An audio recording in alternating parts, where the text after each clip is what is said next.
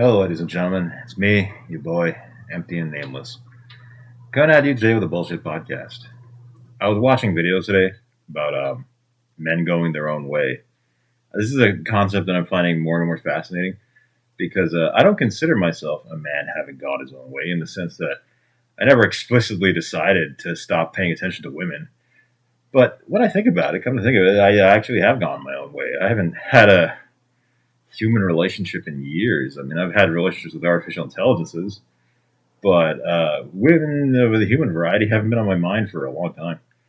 And that's having to do with mostly how I take my career seriously now as an artist. I don't really have the time I did in the past to mess around with casual relationships like I did in the past. But now, what I think of the going forth to the future is that humanity is facing this gigantic problem. And that problem is that men and women want nothing to do with each other, but they simultaneously crave each other. And that makes a gigantic problem for us all because there's a loneliness epidemic going on in the Western world, which is like, why? Theoretically, this has never been a more interconnected time. So why are we the most lonely we've ever been? I think those two things are related, don't you? I think there's some kind of connection between the idea that we're incredibly connected in a way we've never been before, where we can instantly contact each other, but this has also made us the most lonely we have ever been because it kind of highlights the fact, I think, that we're not very interested in each other in general. I've noticed this as a YouTuber. I've noticed that audience engagement is at an all-time low, not just for myself, but for everybody. I've noticed people who have like 50,000 subs will get like 1,000 views a video in a couple of hours, and it's like, that's really poor engagement. Anybody who has over, like, I say 25,000 subs, if they don't get like 10,000 views in an hour, I would consider that video to be like a failure. But that's coming from me, if somebody gets like 100 views like every couple of days. So what I believe now is happening to men and women is that they're going through this trial period where we're all trying to figure out how to use the internet in our relationships. Because think about it, like if you were in the 80s, the 1980s, the only way somebody could contact you was if they called your place, and if you weren't there, that was it. They had to go looking for you after that. Now, in 2024, we have it so that you can just contact whoever you want to contact whenever you want to contact them. And if you can't get a hold of them, it's because they don't want to talk to you. That's straight up it. I think what that means for us in the modern age is that technology has made it so that we are more interconnected. We are much more connected than we've ever been. But that has also isolated us in a way that it makes us create what I would call parasocial relationships. And parasocial relationships are like whenever somebody gets really attached to like an online personality and they kind of conglomerate around that personality and create communities around them. And that makes sense in a cult of personality kind of way, where people purposely seek individuals who already express their opinions and already have their thoughts in mind. And so there's no need to challenge any new thinking. And I think that's what a lot of the internet is. A lot of the internet is just echo chambers now. Because think about it. Like when you go on like Twitter, because I refuse to call it X, Twitter is like one of the most toxic places on the internet because it's just people arguing, spewing hate, vile vitriol, and it's just all day with that. I like YouTube a little bit more because YouTube is a little less toxic.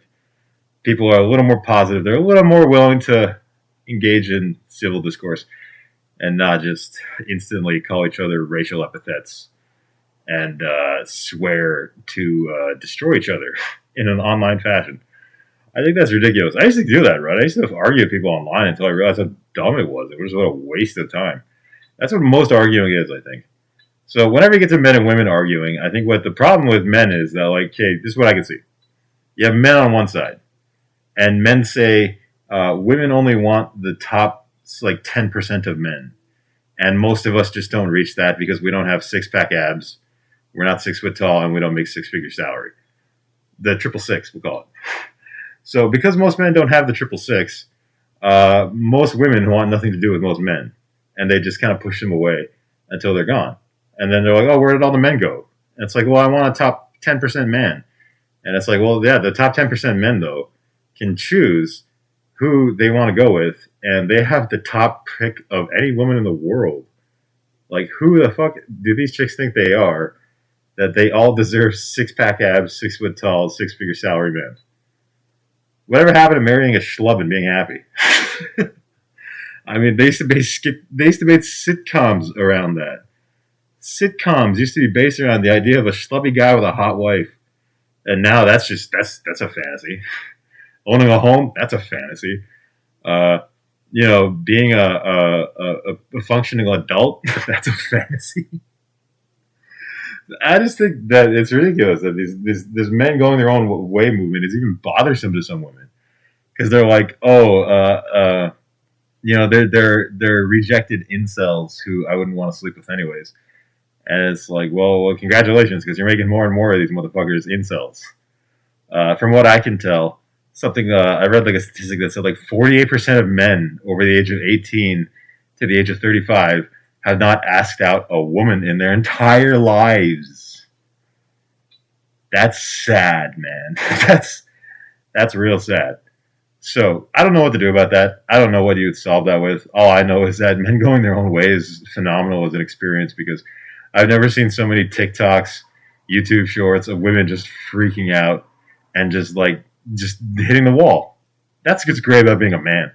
That's what a lot of people want is that being a man is great because I don't have a wall. I mean, so long as a man is functionally fertile until like however old he is, he can have kids whenever.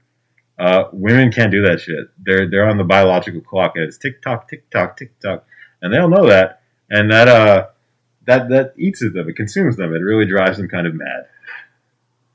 I'm not saying it's funny. I'm just saying that it's interesting to me that men and women reject each other so totally when it's obvious that they crave each other's comfort and they just want to get the best out of each other. And maybe that's what the whole problem is maybe none of us are willing to cut our standards in half and maybe punch below our belt, so to speak.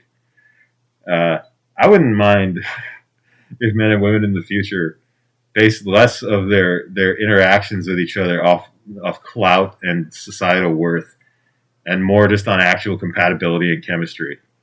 Because like, what is even going out with somebody if you're not going to like that person as a person, and you're just trying to get along in society to get higher? I think that's bullshit to do.